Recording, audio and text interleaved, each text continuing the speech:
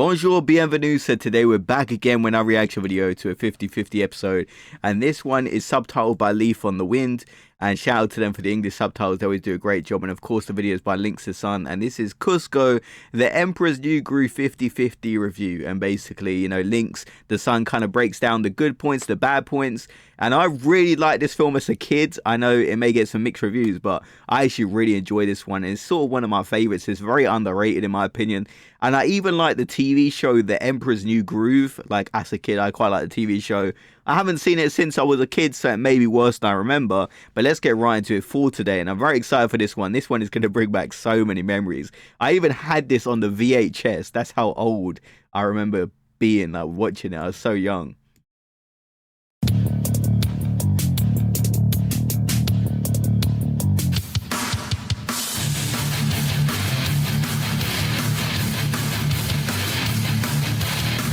Yeah, 5 positive points, 5 negative points.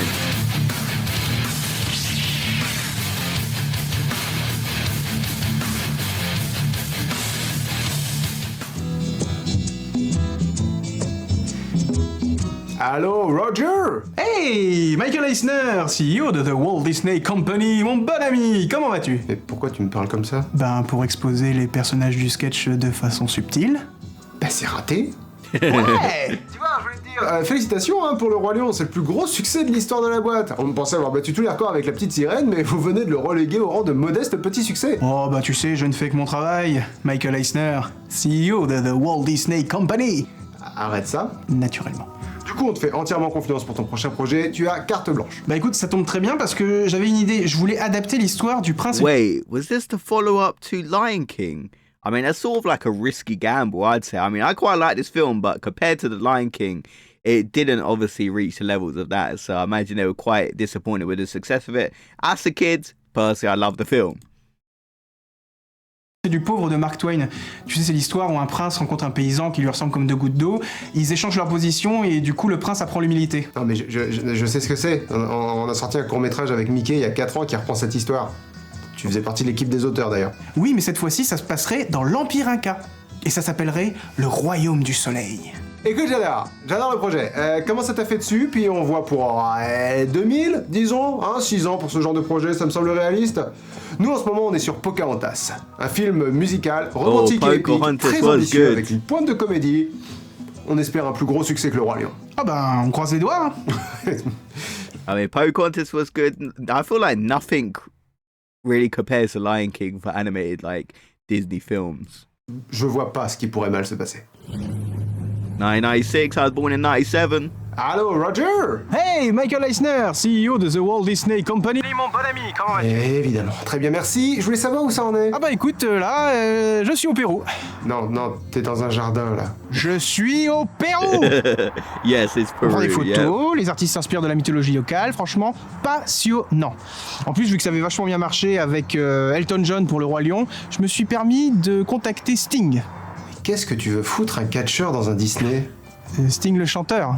Ah oui, bien sûr. Je me disais, je vois vraiment pas comment un catcheur peut se fondre dans le décor dans un dessin animé Disney. C'est drôle parce que Dwayne Johnson a joué dans Vaiana.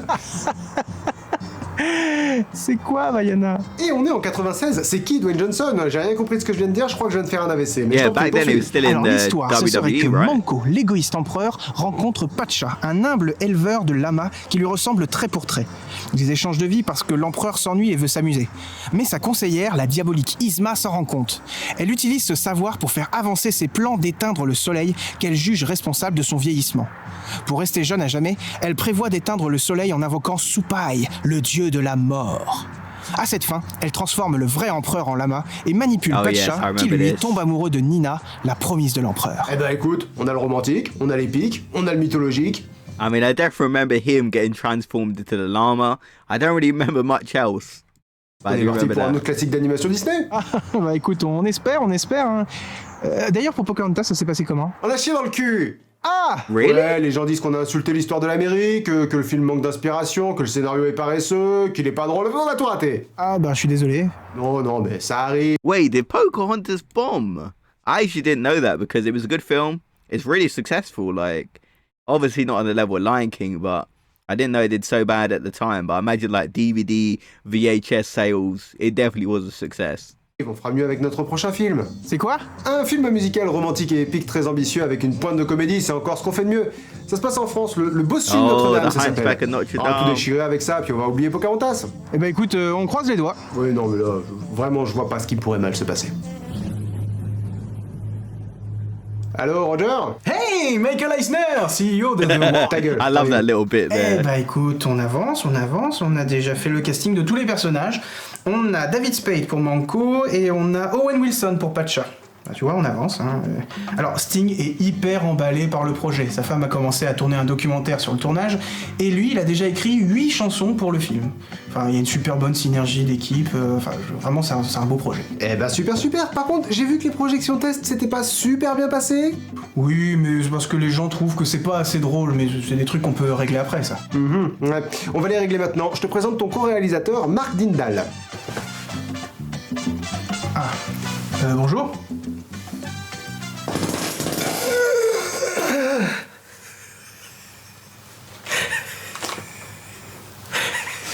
Je suis pas convaincu.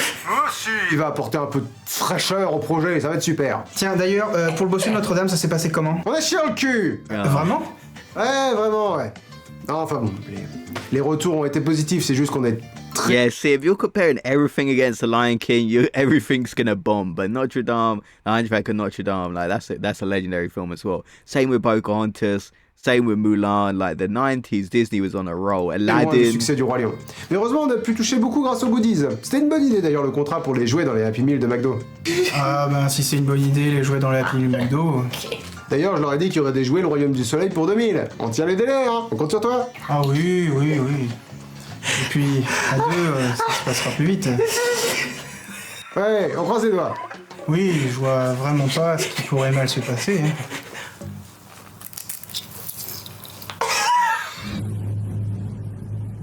Allô, Roger? Hey, Michael Eisner, CEO de The Walt Disney Company, mon bon ami, comment vas-tu? Je suis pas ton ami, je suis ton boss. T'en es où? Oh. La collaboration avec Marc se passe pas super.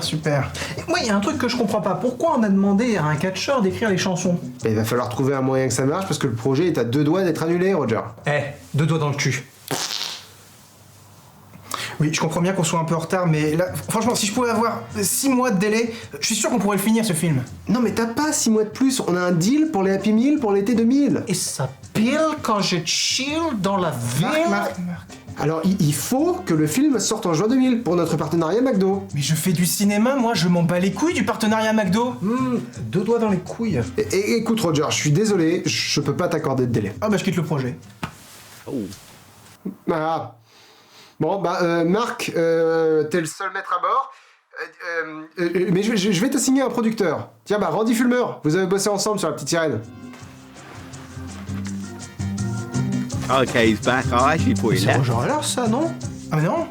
Ah non, j'ai une cravate. Okay. Bon, vous essayez de me sauver ce projet, d'accord? Convainquez-moi que ça vaut le coup. Moi, je veux bien, mais le premier réalisateur vient de se barrer. Il me va falloir un petit délai, disons 6 mois.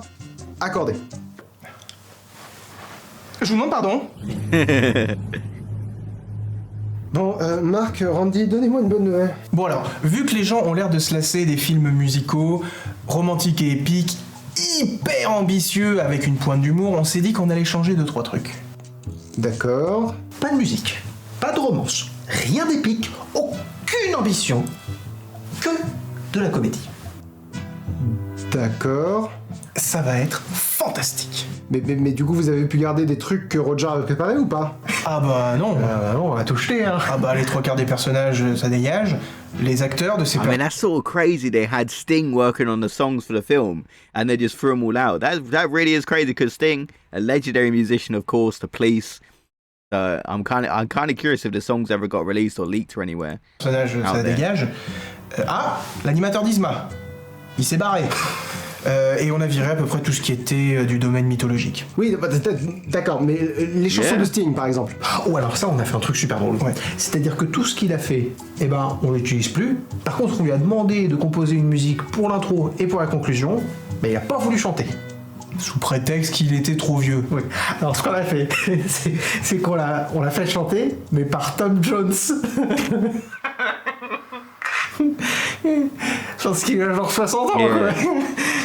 Tom Jones, a legendary singer. I don't remember the song from this film, though. Donc ça, clairement, tu vois, c'était pas une bonne blague. Bah non. Mais Sting est d'accord avec ça? Bah non, il est furieux. Bon, bah on mettra ces chansons sur l'album de la bande originale du film, j'espère que ça lui ira. Mais vous avez gardé des trucs quand même. Oui, on a gardé 2 acteurs. Et l'empereur qui se change en lama, Ouais. ça, c'est vraiment drôle. Mais le film sera prêt pour décembre 2000. Ah bah, on croise les doigts. Je vois vraiment pas ce qui pourrait mal se...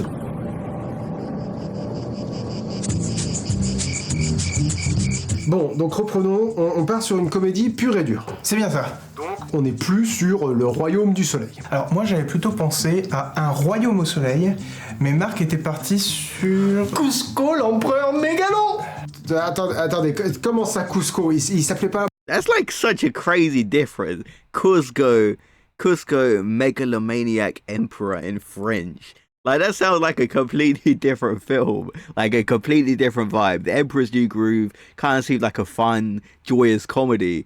That title in French, it sounds like a kind of like a more serious, kind of dramatic type of film. I do like it, though. L'empereur mégalo.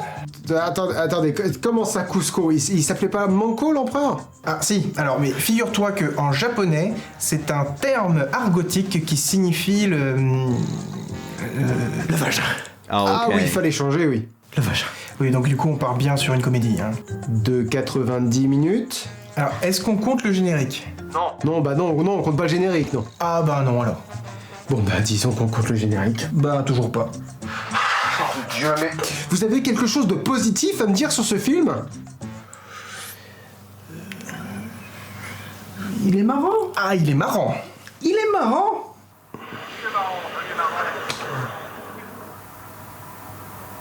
Ouais, chier dans le cul. Cusco, l'empereur mégalo. Vous l'aurez compris à mon introduction, ce film est l'histoire d'un fiasco. Et pourtant, il est largement encensé par le public. Yeah, like as a kid, I liked this film. I didn't know about all the production troubles it had. I guess I never really looked into it, but I do find that very interesting. Just finding out what went into making a film, all the troubles, all the processes, the early concepts. I personally do find that stuff interesting. Il a de très nombreux fans très fidèles à travers le monde et beaucoup le considèrent, moi le premier, comme le film le plus drôle des films d'animation Disney. Mais personnellement, mon intérêt pour le film, dans le cadre de cette émission, tient au fait que il est à la fois très bon et très mauvais. Il fait partie de mes 10 Disney préférés, je pense, mais on lui pardonne beaucoup de défauts. Vous allez voir de quoi je veux parler. L'histoire s'ouvre sur le cliché salement éculé de « Ouais, c'est moi ». Vous vous demandez sûrement comment j'ai atterri ici. Cusco, interprété en français par Didier Gustin, qui fait office de narrateur, nous renvoie à l'époque où il n'était pas encore un lama, mais un empereur. Oh ouais! La séquence de la chanson d'intro caractérise Cusco de façon très évidente. Il exige une quantité d'efforts surnaturels de ses sujets et ne fait pas le moindre effort lui-même. La caractérisation est extrême. On voit 4 serviteurs tailler une porte gigantesque en un claquement de doigts, un bateau partir de la salle de trône de l'empereur. Bref, d'emblée, un truc choc, on n'est pas dans un Disney ordinaire. Yeah, this is no classic Disney movie. I definitely agree with that. On est même carrément chez les Looney Tunes. Le comique de situation hyperbolique, comme ça, c'est de la comédie à la Warner, pas à la Disney. C'est Bugs I can Bunny, kinda c'est see les that now they Animaniacs, brought c'est out, Freakazoid, c'est les courts-métrages de Tex Avery ou de Chuck Jones. Donc on part sur quelque chose de différent. Différent, c'est ni bien ni mal, c'est juste différent. Et différent, c'est un peu ce que les studios Disney cherchaient à l'époque. Et au milieu de la chanson, on arrive à notre premier problème du film. Waouh! Tu m'as pourri mon groove! Je suis navré, mais vous avez pourri le groove de l'empereur. I do remember Oui, that c'est drôle, mais actually. ça nous dit quoi? Que Cusco tue son peuple à la moindre contrariété. Avec cette scène rigolote là qui paye pas de mine, ils viennent passer de enfant gâté surpuissant à tyran sanguinaire. C'est pas la même caractérisation. À la fin de la chanson, il passe en revue de futures épouses, ce qui ne reviendra plus jamais dans le scénario. Et là, on a toute la substance du film, les gags secondaires qui n'ont aucun impact sur le scénario occupent la moitié du film. Et c'est souvent eux les plus drôles d'ailleurs. Vous allez voir de quoi je parle. On nous montre Pacha, interprété par Jacques Franz bien sûr, le chef de village qui est très avenant et serviable. On nous montre Yzma, la conseillère du roi, brillamment interprétée par Elizabeth Winner. Et on nous montre Kronk, le bras droit d'Yzma, avec la voix de l'un de mes acteurs préférés en termes de doublage, Emmanuel Curtil. Cette dernière prend la place de Kuzco dans son dos.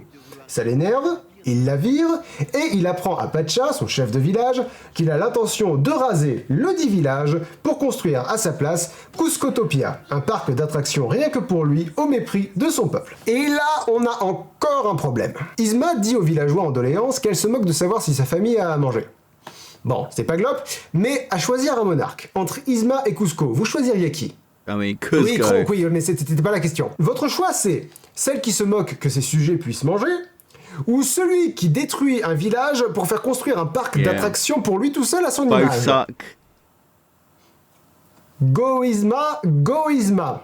Et il la vire séance tenante alors qu'elle est à son service depuis des années, ce qui est profondément injuste. Alors en exposant tout ça, que ferait un bon scénario? Alors déjà, faut qu'il apprenne qu'on ne peut pas tuer les gens. Faut qu'il apprenne à faire passer les besoins de son peuple avant les siens. Oui, il pourrait proposer à Yzma de la réembaucher en lui présentant ses excuses. Ouais, et comme elle va refuser ses excuses de façon cruelle, ça va servir de leçon à Cusco pour devenir meilleur. Oui, et d'ailleurs, Kronk pourrait être un pivot pour ça. Cusco pourrait se montrer gentil à son égard, ce qui prouverait à Kronk qu'Yzma n'a jamais vraiment été gentil avec lui. Ouais, le film fera rien de tout ça. Le message, c'est l'importance de l'amitié. Mais pourquoi? Parce que rien n'a d'importance. Tout ce que vous retiendrez de ces deux scènes, c'est Yzma méchante, Kronk rigolo, et ça. Je vais bien, je n'ai rien. Cadeau d'anniversaire de moi à moi. Ah, comment me remercier? Alors évidemment, Yzma cherche à se venger, pour ça elle va dans son labo secret. Vous allez me tuer si je laisse pas cette scène-là. Abaisse le levier, Kronk. That is one of my favorite scenes in this film. Mais pourquoi est-ce qu'on a créé ce levier? C'est l'occasion de saluer deux choses. Le timing comique du film est souvent impeccable et le doublage français est parfait. Et avec un autre petit extrait, je vais saluer une autre grosse qualité du film. Je vais le changer en puce.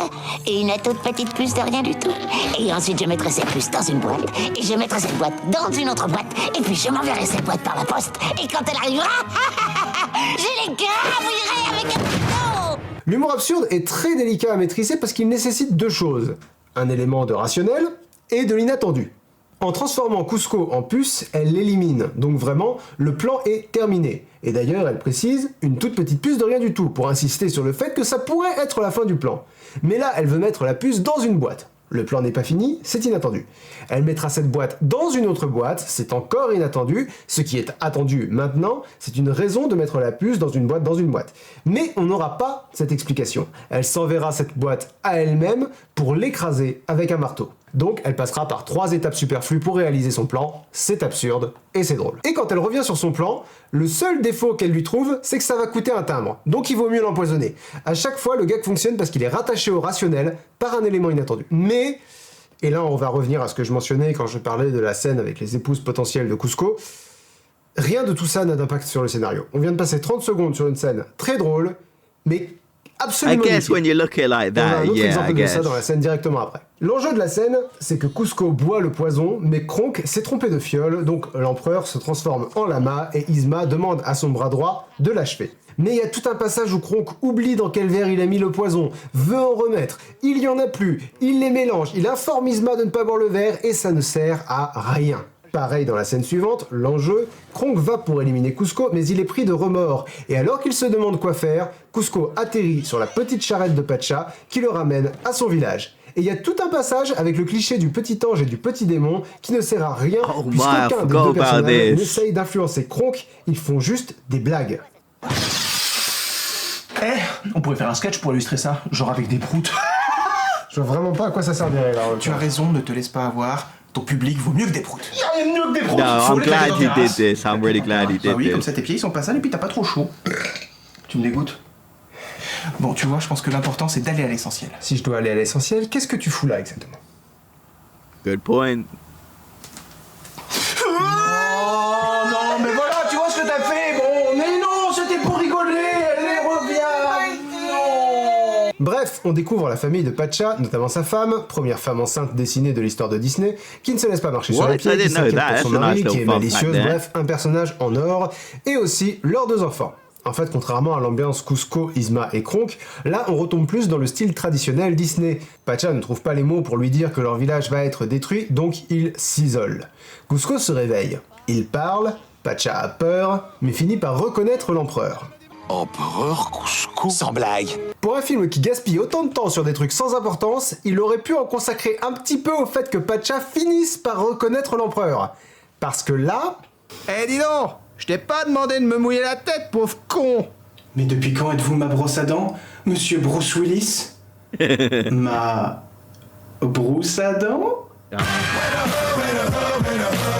Kuzco pense que Pacha l'a changé en lama et exige qu'il le ramène au palais. Probablement inspiré par les mots de sa femme, ce dernier refuse tant que l'empereur n'a pas abandonné son idée de Kuzcotopia. Évidemment, il ne l'écoute pas et décide de retrouver seul son chemin à travers une forêt dans laquelle on trouve ce genre de bestiole, et une forêt dans laquelle il assiste à un meurtre. Non, si cette mouche demande de l'aide avant de se faire tuer. Et les seuls animaux qui parlent dans ce film sont les êtres humains qui ont été changés en animaux. Donc cette mouche était un être humain. See, I don't know if I agree with that rationalization, but I never really thought of it that deeply, so maybe Link's son is right about this one. Bref, on passe en mode full cartoon, Kuzco énerve un écureuil, il se fait pourchasser par des panthères, mais Pacha arrive à temps pour le sauver, ils tombent dans une cascade et peuvent enfin parler un peu. Pacha essaie de faire comprendre à Kuzco que raser un village pour son plaisir égoïste, c'est mal, mais Kuzco en a parfaitement conscience et il s'en fout, il veut juste rentrer chez lui. Et Pacha lui dit cette phrase très bizarre et hors de propos. Vous savez quoi?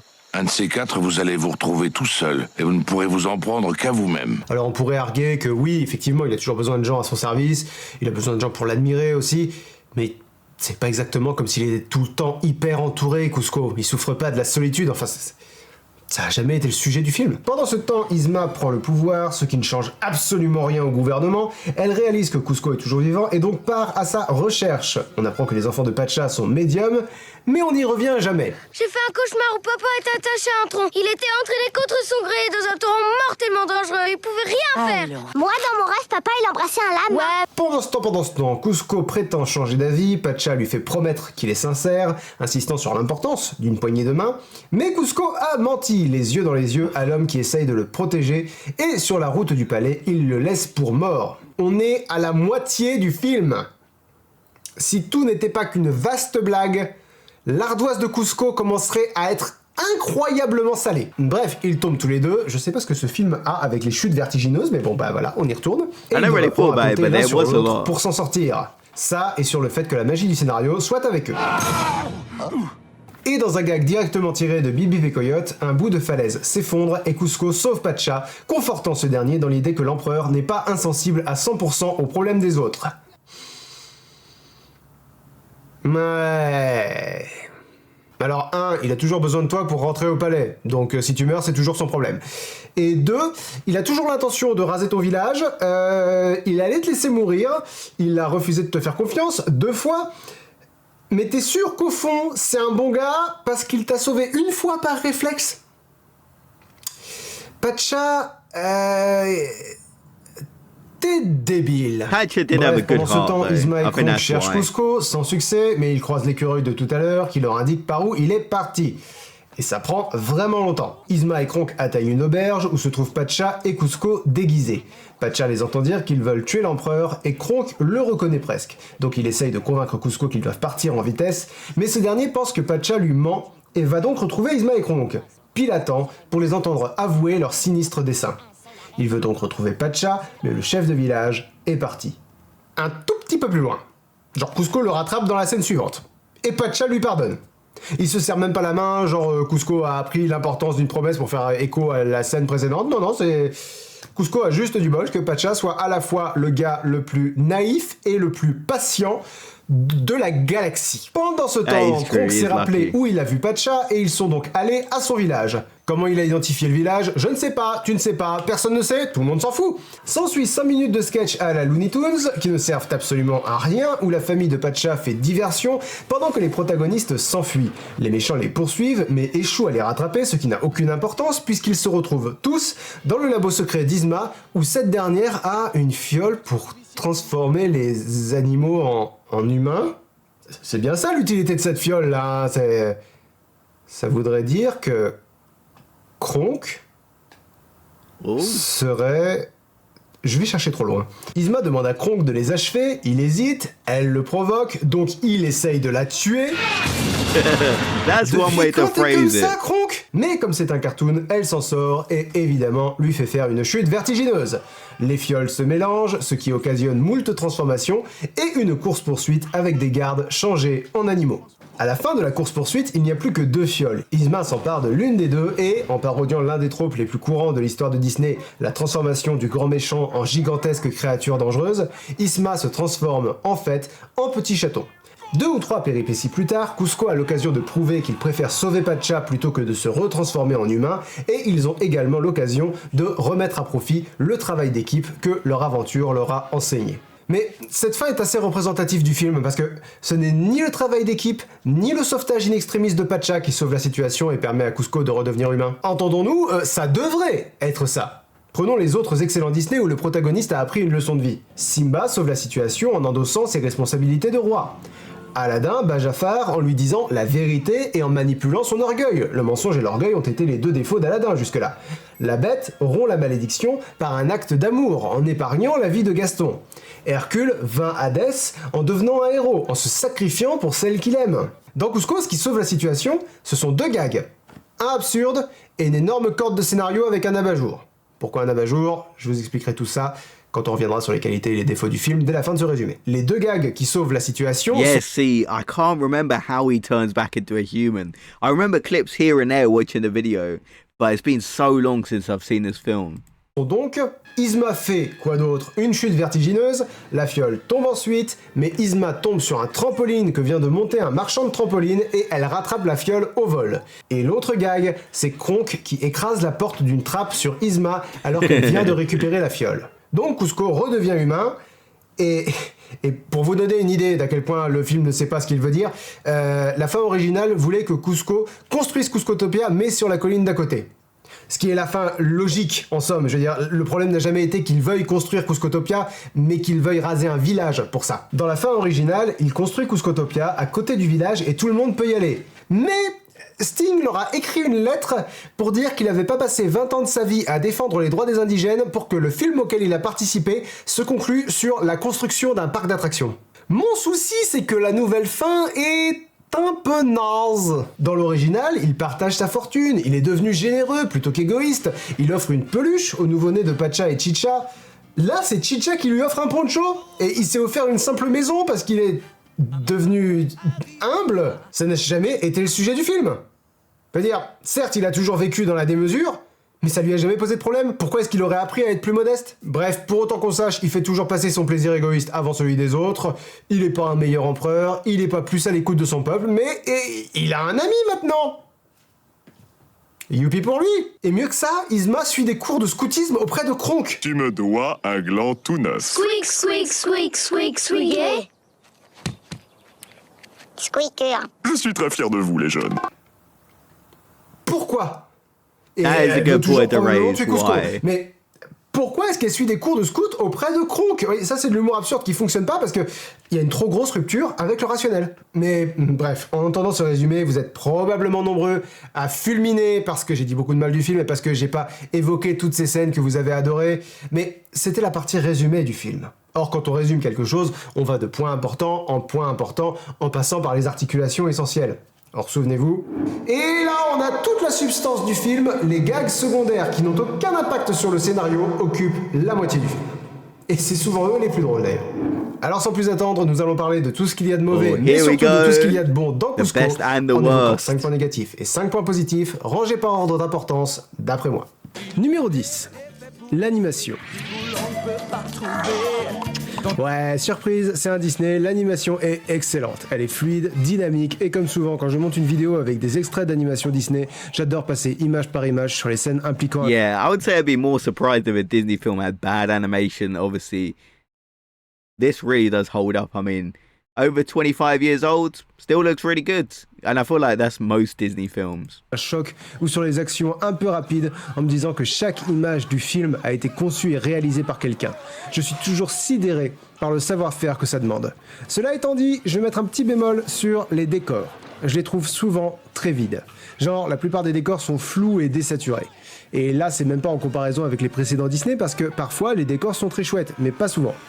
Mais ça n'entache pas vraiment la qualité générale de l'animation. Quand le soleil est à son angle idéal, les collines chantent. Numéro 9. L'ambition. Ok, c'est un défaut, mais ils ont sûrement bien fait. Et là, c'est entièrement en comparaison avec ses prédécesseurs. En 2000, les studios Disney ont toujours la réputation d'être des monstres d'ambition. Avec Blanche-Neige, avec Fantasia, avec La Belle au Bois dormant. Et les années 90 ont été spectaculaires en ces termes. La Belle et la Bête est le premier film d'animation nommé pour l'Oscar du meilleur film. Disney coproduit Toy Story. Et évidemment, Le Roi Lion, La Petite Sirène, Le Bossu de Notre-Dame. Alors, un buddy movie de 75 minutes, oui, ça pâlit en comparaison. I do agree at this point as well. Like, I actually liked this movie as a kid, and I probably need to rewatch it, but from the clips I'm seeing, bringing back some memories, I'm like, oh yeah, I do remember that. It was a good film, but I can see the lack of ambition compared to previous movies they've done. Like, it is a good movie, but the ambition is lacking. I agree with the point so far. Let's see if there's any that I disagree with. C'est bien qu'ils aient compris qu'ils ne pouvaient pas révolutionner le cinéma d'animation tous les 2 ans, mais c'est regrettable qu'ils l'aient compris si tard dans la conception du film. Je suis devenu un vieux lama qui pue. Numéro 8. Les clichés. Ok, reconnaître qu'un cliché est un cliché ne l'annule pas. Et Kuzco, pour le meilleur et pour le pire, est blindé de clichés. La structure même d'un buddy movie est cliché. Tout oppose personnage A et personnage B, mais ils vont s'apprivoiser et leur aventure va les faire grandir. Les anges et les démons d'épaule, le labo secret, le personnage principal qui est aussi le narrateur, la femme au foyer qui a un tempérament très fort, le pont de singe qui se casse la tronche, se retrouver suspendu au-dessus de crocodile, l'averse qui tombe d'un coup au pire moment, et bien sûr, toutes les chutes vertigineuses, idéalement avec un petit délai sur la gravité. Écoutez, je vais pas vous refaire tout le film, on se noie sous les clichés, mais ça joue aussi beaucoup au profit du dessin animé. On y revient très bientôt. Oh, j'aurais dû m'en douter. I mean, there are a lot of cliches, especially when pointed out like that. Personally, I do think the film actually used them quite well, so I can see how it's a negative. So I kind of agree with that point as well. Numéro 7, les enjeux. I would say the stakes are quite high La for this raison pour film. laquelle c'est très difficile de raconter une histoire engageante dans un style à la Looney Tunes, c'est que tu ne peux pas vivre les épreuves des personnages avec eux si les enjeux n'ont pas de poids. Si tout est une blague, rien n'a vraiment d'intérêt. Déjà, la menace de mort est exclue d'entrée de jeu. Personne ne peut mourir dans le film. D'ailleurs, c'est le premier Disney où aucun personnage nommé ne meurt depuis Bernard et Bianca en 1977. Et très franchement, personne ne peut souffrir non plus. Le seul personnage qui souffre un peu dans tout le film, c'est Pacha quand il a peur de voir son village se faire détruire. Et même ce moment-là est évincé avec une intervention humoristique de Kuzco en tant que narrateur. Kuzco vit l'expérience traumatisante d'être changé en animal, et quand il s'en rend compte, ça devient directement une blague. Bref, il n'y a aucune chance d'être entièrement émotionnellement investi si les personnages ne... I guess that's a good point. Like, you always know Kuzco's gonna make it back and become human again. So I guess it kind of is low stakes. Like, obviously, you know it's gonna have a happy ending. It would be surprised if it didn't. Évidemment, dit comme ça, tout peut avoir l'air négatif. Numéro 6. Kuzco et Yzma. Dans toute l'histoire. Ça, pour moi, c'est un vrai problème de caractérisation. Yzma et Kuzco sont trop semblables. Et même, Yzma me semble moins mauvaise que Kuzco. Dans les 5 premières minutes du film, Kuzco fait tuer un homme pour rien, même si sa victime survit. Yzma a fait tuer un homme, qui survit aussi, mais c'était par vengeance pour un traitement injuste, pas par caprice. D'ailleurs, Kuzco vire Yzma parce qu'elle fait son travail à sa place et manipule Pacha pour retourner au palais avec la ferme intention de le laisser mourir ou de l'emprisonner à vie. On parle de la femme qui l'a élevé et d'un homme qui lui a sauvé la vie. Quelle est la seule interaction qu'on voit Yzma avoir avec une autre personne ? c'est avec Kronk. Et certes, elle perd souvent patience, mais d'une part, c'est assez justifié, on perdrait tous patience avec Kronk, mais elle a aussi quelques moments de complicité avec lui. Elle accepte de goûter son dessert, elle ne le renvoie jamais malgré son indiscutable incompétence. Certes, c'est Kuzco qui a une histoire de rédemption, mais au départ, Yzma est moralement meilleure. Et comment ose-t-il me faire ça, à moi qui l'ai pratiquement élevé? Oui, ça aurait dû faire de lui un chic type. Numéro 5. Les abat-jours. The lampshades, they mean the lion. Dans toute l'histoire I'm crazy. Et pour vous expliquer ce que sont les abat-jours en termes de scénario et de mise en scène, je laisse la parole au professeur Van Glückenspiel. Bonjour les enfants. Aujourd'hui dans le laboratoire du professeur Van Glückenspiel, les abat-jours. Ce que les anglophones appellent le lampshade hanging ou lampshading et qu'on peut maladroitement traduire par abat-jour est une technique d'écriture ou de réalisation. Parfois, dans une fiction, la suspension consentie de l'incrédulité du spectateur est menacée par un élément. Le public risque de sortir émotionnellement ou psychologiquement de l'histoire, de façon métaphorique. On peut imaginer une ampoule qui brille très fort et qui empêche de se concentrer sur autre chose. Eh bien, le lamp shading consiste à attirer l'attention sur cette ampoule pour pouvoir ensuite se permettre de l'ignorer. Ça semble contradictoire, mais c'est en réalité très efficace. Prenons 3 exemples courants de rupture de la suspension consentie de l'incrédulité. L'utilisation d'un cliché, une coïncidence scénaristique, et une incohérence, voire une erreur. Par exemple, dans le film d'animation Vaiana, l'un des personnages fait remarquer à la protagoniste que si elle porte une robe et qu'elle a un animal de compagnie, elle est une princesse, attirant l'attention sur l'un des clichés les plus courants des dessins animés Disney. Dans Harry Potter et le prince de Sang-Mêlé, un professeur demande à Harry et ses amis pourquoi, à chaque fois qu'il y a des ennuis, ils sont dans le coin. Et Ron lui répond que ça fait 6 ans qu'il se pose la question. Et enfin, dans l'ère d'Ultron, le personnage de Harry Kiwi fait remarquer qu'il affronte une armée de robots avec un arc et des flèches et que ça n'a aucun sens. On peut même citer des exemples de chacune de ces utilisations dans le film Kuzco, puisque le film met un abat-jour sur l'utilisation d'un cliché à plusieurs reprises. Par exemple, le cliché de la chute d'eau. Laisse-moi deviner, on est sur le point de franchir une énorme chute d'eau. Ouais, Rocher pointu à la réception. il y a des chances.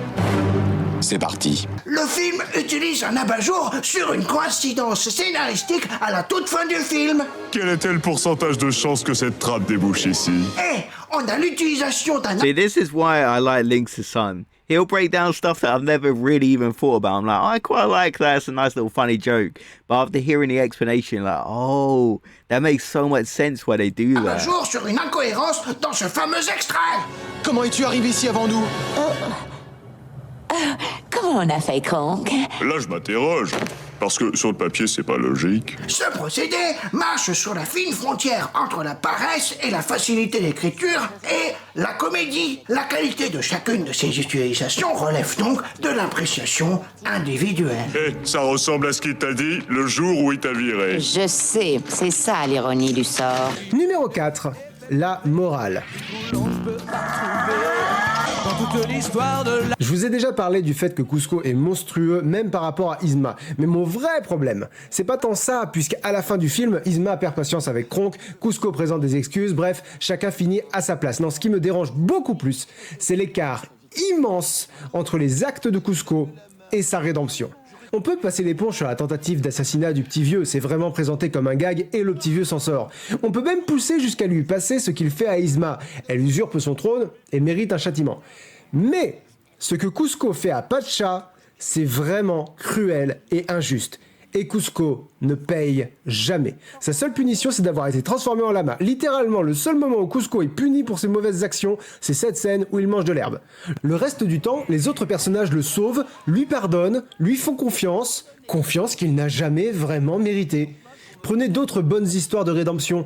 Vador finit par rejoindre le côté clair, mais ça lui coûte la vie. One of the best Severus Fogg redemption a tué l'une stories. des rares Another personnes qu'il one. respectait, a perdu l'amour de sa vie, puis sa propre vie pour devenir une meilleure personne. Dans les romans Le Trône de Fer, Jaime Lannister devient peu à peu quelqu'un de meilleur, mais pareil, ça lui coûte cher. À aucun moment, Kuzco n'a vraiment sacrifié quoi que ce soit pour qui que ce soit, et à aucun moment il n'a mérité la confiance de Pacha, de son peuple ou de qui que ce soit d'autre. Kuzco est un véritable sociopathe pendant les 2 premiers tiers du film, et sa rédemption est très loin d'être suffisante. C'est, d'après moi, le plus gros défaut de ce dessin animé. Fatigué d'être un lama? Oui. Numéro 3. Le doublage français. Toute l'histoire de la... See, I don't think I can really comment on this one, but I do think the voices I'm hearing, they do sound a lot like the original. They do sound really good and really fit the characters from what I'm hearing. Obviously, you know, if you speak French, you're going to be able to comment a lot more on this. But I do think the voice actors, at least from the videos that I've done, always seem to be really good. For the Disney movies especially. Obviously, there's probably some bad French dubs out there. As I can imagine, there's a lot of bad English dubs of French films. I can imagine there's a lot of those. So it really is hard to get that down though. Like, but I feel like Disney always seem to do a good job at dubbing over for the languages. Surprise numéro 2, on a toujours le meilleur doublage du monde. Enfin, j'en sais rien, il n'y a que 2 langues que je comprends suffisamment bien pour pouvoir juger un doublage, mais des 2, clairement, on a le meilleur doublage. Même pour un film aussi bien doublé en anglais que Kuzco. You really should have thought of that before you became peasants. We're through here. Take him away. Next! On parvient quand même, d'après moi, à faire mieux que l'original. Ça, vous auriez dû y réfléchir bien avant de Oh, devenir I can't do paysan. like the Fin grit de in her l'audience. voice. Qu'on emmène. Suivant! Et ce qu'il y a de très fort, c'est qu'on parvient à garder l'idée originale. Je vous ai parlé de l'excellent travail des acteurs qui font aussi bien, sinon mieux, que leurs compatriotes, moins habitués aux films d'animation. À ce stade, par exemple, Jonathan Goodman, qui interprète Pacha en VO, avait 2 films d'animation à son actif. I don't understand how this could happen. Son homologue français, Jack France, voix régulière de Robert De Niro entre autres, en avait 10, avait doublé dans 2 jeux vidéo et un nombre incalculable de films américains. Attendez, il y a quelque chose que je comprends pas. Pareil, Patrick Warburton fait un excellent travail dans le rôle de Kronk. The Emperor needs his drink. Right. See, Patrick Warburton, like, he's a legendary actor, voice actor, and actor. Like, he done like live action acting, of course, in a lot of things as well. Rules of Engagement, I quite like that show back in the day. And, you know, obviously Joe from Family Guy. Oh, right. Mais nous avons notre trésor national, le doubleur régulier de Jim Carrey et de Mike Myers, Emmanuel Curtil. L'empereur voudrait son verre. Ouais. Oh, ouais. Mais en plus, le travail de traduction est excellent, parce que c'était l'époque où les traducteurs avaient plus d'1 semaine pour traduire un film. Du coup, ils pouvaient prendre le temps de réfléchir à une bonne traduction, et ça se sent. Hey, did you see that sky today? Talk about blow. Tiens, j'ai croisé ma cousine aujourd'hui. Elle avait une robe. À plusieurs Oh. reprises, ils rajoutent Et des tu petites switch vannes à it droite up. à gauche qui ne sont pas dans la version originale. Be gone. Or, you know, however I get rid of you guys. That'll work. Disparaissez. Ou je vais devoir résilier mon abonnement. That Bref, does kind c'est of work un a bit excellent better, travail actually, de that doublage, line. d'une façon générale. Mon seul petit regret, c'est Christophe Lemoine qui double Kuzco dans la bande-annonce et il fait également partie de mes voix préférées. J'aurais préféré l'entendre pendant le film. Laisse-moi deviner, on est sur le point d'aborder une énorme chute d'eau. Ouais, Rocher pointu à la réception. il y a de grandes chances. C'est parti. Numéro 2, l'humour absurde. Yes, this was covered before, and I Je l'ai agree with évoqué en this. vitesse It dans le works so résumé, well mais with this l'humour film. absurde, c'est cette dimension qui change Kuzco d'un mauvais Disney en bon, voire très bon film d'animation. Ça tient en 3 mots: décalage, hyperbole, rationalisation. Je pourrais parler de pratiquement tout le film, mais je vais vous donner quelques scènes en exemple. La scène avec les panthères, tiens par exemple. D'abord le décalage, l'écureuil qui gonfle un ballon de baudruche et qui l'éclate et ça ne réveille pas les panthères. Si ça n'avait été que ça, la scène n'aurait pas été drôle du tout. Mais rajoutez-y de la rationalisation, avec le fait que quand Kuzco hurle, ça réveille effectivement les panthères, qu'il se rende compte de son erreur une fraction de seconde trop tard, que l'écureuil soit suffisamment conscient pour façonner un lama en ballon de baudruche, et pour habiller le tout, l'hyperbole, ou l'exagération si vous préférez. Le fait qu'il y ait une vingtaine de panthères, qu'elles se réveillent toutes en même temps et encerclent Cusco en un quart de seconde, le bruit du ballon.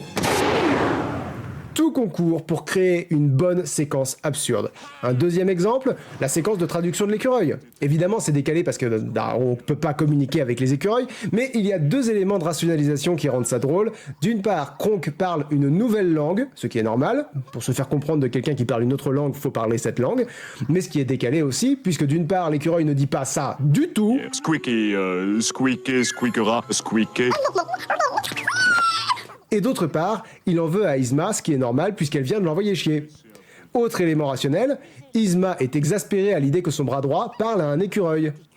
Ajoutons à ça un peu d'hyperbole avec le fait que l'écureuil veut qu'Yzma se tienne très loin pour se confier à Kronk, et le fait que le langage écureuil semble fonctionner comme des déclinaisons latines ou comme des conjugaisons, un seul mot dont le suffixe change, et pouf, on a de l'absurde qui fonctionne. Et franchement, c'est ce qui fait tout le succès du film. À un élément près... D'accord, tout bien réfléchi. Fais-moi une salade de pommes de terre.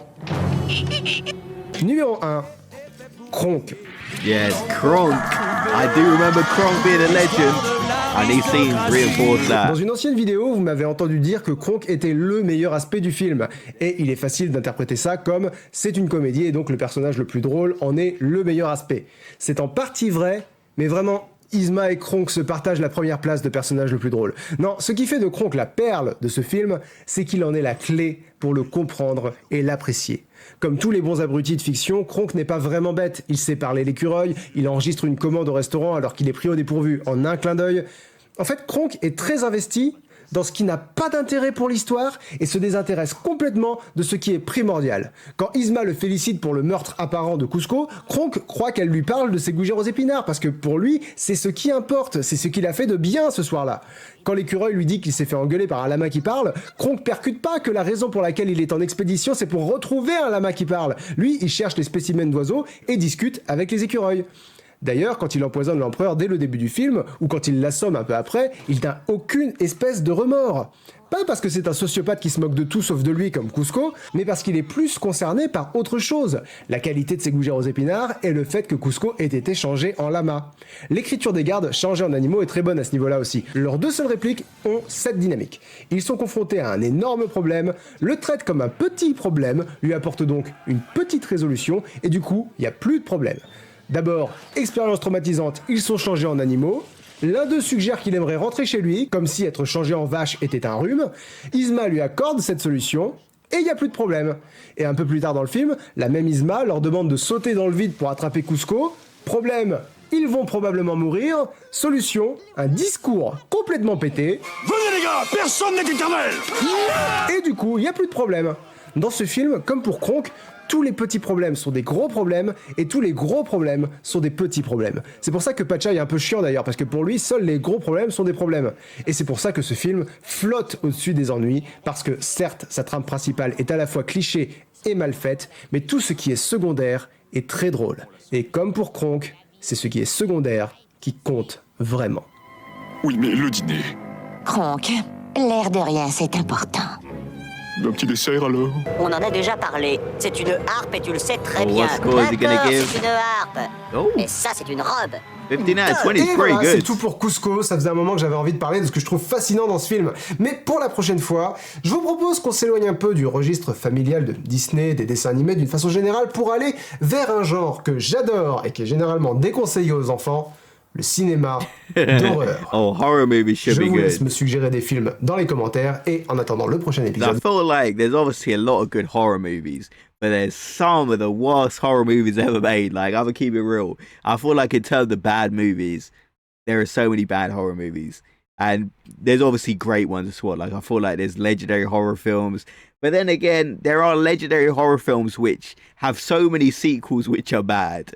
But there are legendary horror films out there, of course. There's so many great ones. But horror movies is very definitely an interesting topic to cover.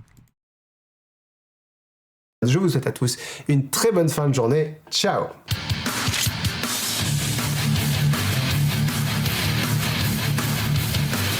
I really liked all of them David Lynch, Jeremy, but David was really good. Okay, so let me know your thoughts about this one. Are you guys a fan of Emperor's New Groove? I can understand if you're not. It does seem to be quite divisive, I guess, but Links really liked it, and I can't blame him. Like 15 out of 20, that is really good. Kind of higher than I thought you'd give it, because I haven't seen this film in so long. I used to have it on a VHS. That's how long we're talking. But it was such a good film, and I even liked the TV show as a kid. The Emperor's New School, I think it was called. I mean, that, I can imagine there's a lot of criticisms for that. I remember watching that when I was a kid, so. But, yeah, the TV show, I liked, but the film was so funny. I didn't realise how good it was until I'm watching back these clips, and I'm like, oh my, that was hilarious. Can't believe I forgot about that. But he makes a lot of good point, and lamp shading definitely is a good technique that they use a lot. There were a lot of cliches, but I do feel it worked for the movie. Kuzco, I actually quite liked him, even though he does have a lot of flaws, of course, as pointed out in this video. And Kronk, one of my favourite characters from this film, of course. So let me know your thoughts about this one in the comment section below. And shout out to Leaf on the win for the English subtitles. And of course, links to some for the video. So I'll see you guys in the next video. Have a great day, everyone.